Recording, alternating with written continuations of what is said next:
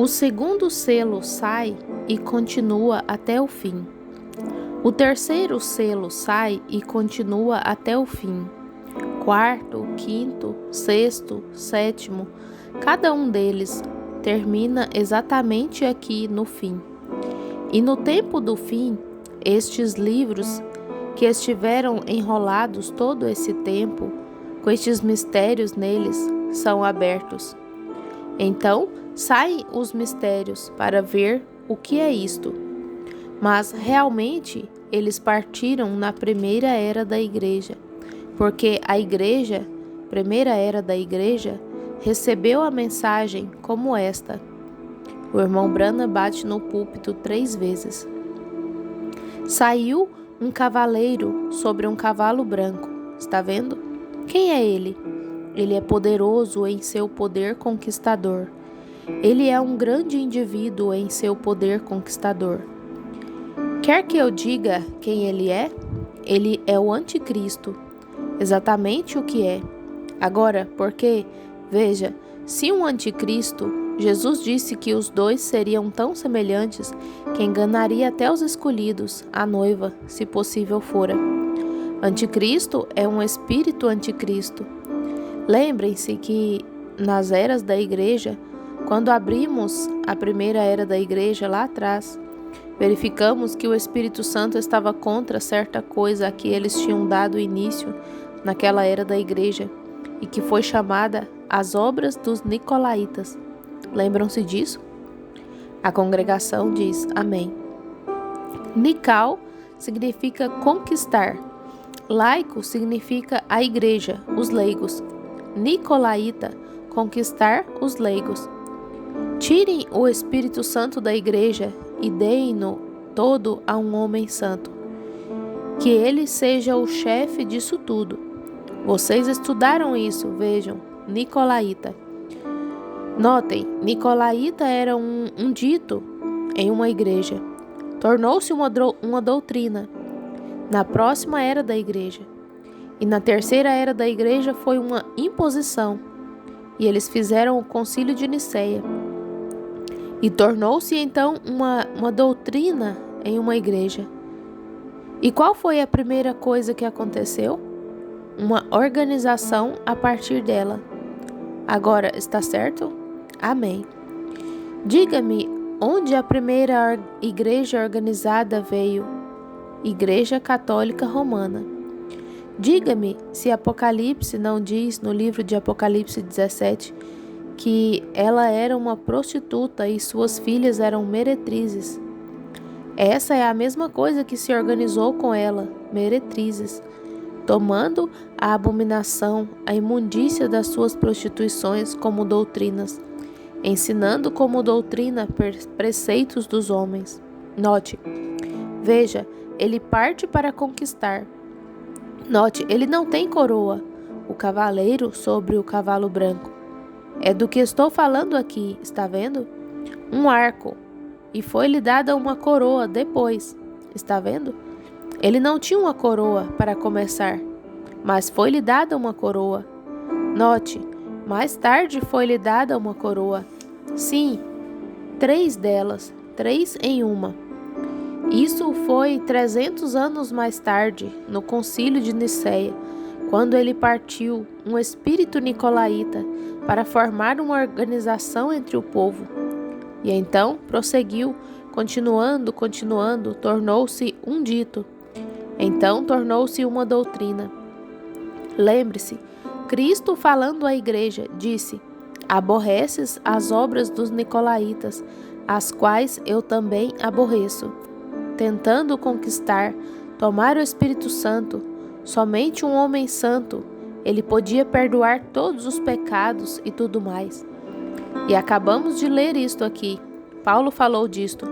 Essa coisa se assentaria nos últimos dias, e ele não podia ser revelado até os últimos dias. Então, aquele que resiste tirará o Espírito de Deus dali, e então ele se manifestará. Hoje, ele está sob o disfarce de um cavalo branco. Observe como ele muda desse cavalo branco em alguns minutos. Ele não somente se torna um cavalo branco, ele se torna uma besta com muitas cabeças e chifres. Está vendo? Está vendo? O cavalo branco, ele é o enganador agora. E é por isso que as pessoas não souberam disso todo este tempo. Elas pensaram isso. Mas aqui está agora. Vai ser revelado pela Escritura. Note, quando os nicolaítas, veja, Anticristo finalmente encarna-se num homem, então ele é coroado. Quando ele parte como um espírito nicolaíta na igreja, ele é um espírito. Não se pode coroar um espírito. Mas 300 anos mais tarde ele se tornou papa, e então eles o coroaram. Ele não tinha coroa para começar, mas recebeu uma coroa mais tarde, veja, quando esse espírito se encarnou, está vendo? Ele se tornou homem. A doutrina nicolaíta se tornou homem. Então puderam coroá-lo. Eles não podiam fazê-lo porque ele era apenas uma doutrina. Glória, note, e quando este Espírito Santo que temos encarnar-se para nós, aquele que está em nosso meio agora na forma do Espírito Santo, encarnar-se para nós, na pessoa de Jesus Cristo, nós o coroaremos Rei dos Reis. Isso mesmo, está vendo? Agora, lembre-se, mais ou menos no mesmo tempo em que Cristo vem ao trono, o Anticristo vem ao trono. Judas. Mais ou menos no mesmo tempo em que Cristo deixou a terra, Judas deixou a terra. Mais ou menos no mesmo tempo em que o Espírito Santo retorna, o Anticristo retorna. Você sabe, João disse aqui, filhinhos, não quero que ignoreis, você sabe, acerca do Anticristo, o qual já veio e opera nos filhos da desobediência. O Anticristo, então, lá estava ele, começa a formar lá o espírito nicolaíta para formar uma organização. Não é de admirar que eu aborrecesse essa coisa. Está vendo? Está vendo? Aí está. Não era eu, era algo aqui dentro. Aí está a coisa. Saiu, está vendo? A congregação diz amém. Eu estava só rodeando o assunto. Não consegui ver até agora. E agora sei, aí está. Esse espírito nicolaíta que Deus aborrecia. E agora, esse espírito encarnou-se e o coroaram.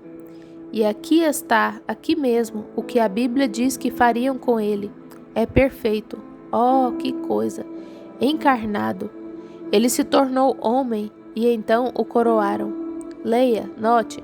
Oh, leia, melhor dizendo, como Daniel diz que ele conquistará o reino da igreja. Gostaria de ler isso? A congregação diz amém. Temos tempo para fazer isso, não temos?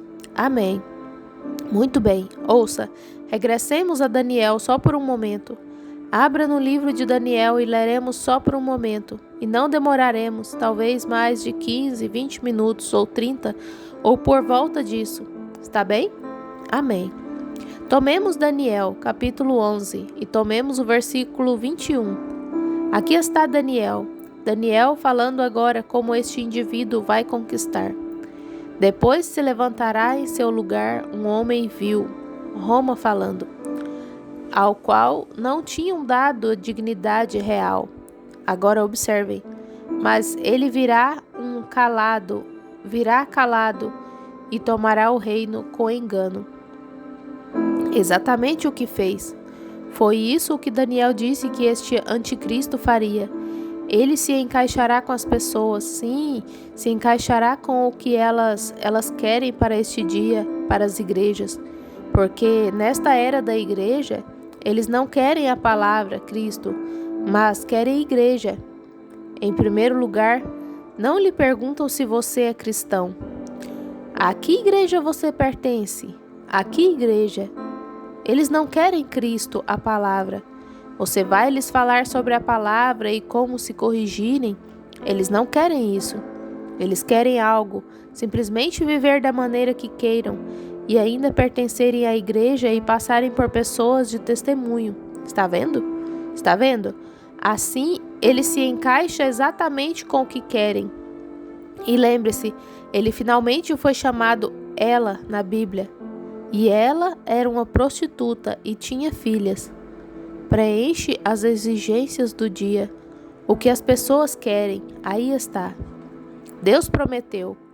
Quando a palavra é rejeitada, então eles são entregues aos seus desejos. Leiamos Tessalonicenses novamente. Quero que observe aqui só um minuto. Sim, bem, nós já lemos faz pouco. Segundo aos Tessalonicenses 2, 9 e 11. Isto diz que eles iriam, rejeitando a verdade. Eles seriam entregues a um sentimento perverso e creriam numa mentira e seriam julgados por causa disto. Agora, foi isso que o Espírito Santo disse. Agora, não é esse o desejo da igreja hoje? A congregação diz, amém.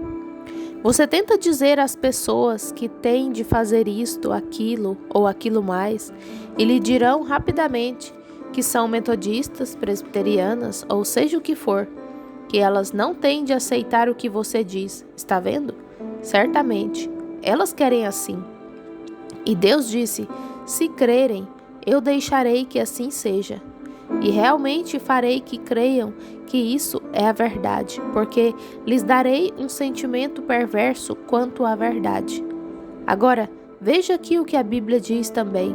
Como Janes e Jambres resistiram a Moisés, assim farão estes indivíduos nos últimos dias de entendimento réprobo quanto à verdade, e converterão em dissolução a graça de nosso Deus, negando o Senhor Deus.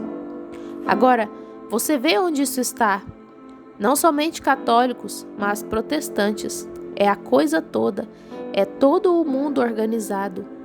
Esse é o cavaleiro sobre o cavalo branco, sob a forma de uma branca, justiça, igreja, veja, mas um anticristo. Tem de ser parecido, até mesmo a cavalo, exatamente como Cristo vem a cavalo, está vendo? Tão semelhante que enganaria até os escolhidos. E aqui está ele é o anticristo. Ele começou a cavalgar na primeira era da igreja. Agora ele cavalga sem parar no decorrer de cada era.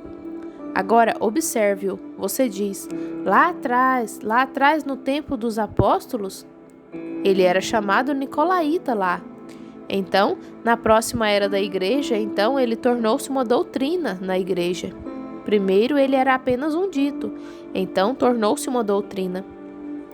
Pessoas célebres, finas, bem vestidas, muito instruídas, polidas, não queriam todo esse alvoroço na igreja. Não, elas não queriam toda essa bobagem de Espírito Santo. Tem que ser uma igreja. E todos passaremos pelo concílio de Nicéia. E assim por diante, em Roma. Então, quando chegaram lá, elas tomaram a igreja e tomaram o paganismo, catolicismo romano ou paganismo, Roma pagã e algumas superstições, e tomaram a Astarte, a rainha do céu, e fizeram que fosse Maria a mãe. Fazem de pessoas mortas intercessores, e assim por diante. E tomaram aquela hóstia redonda, a qual ainda é feita redonda lá, e a chamam o corpo de Cristo, porque representa a mãe do céu.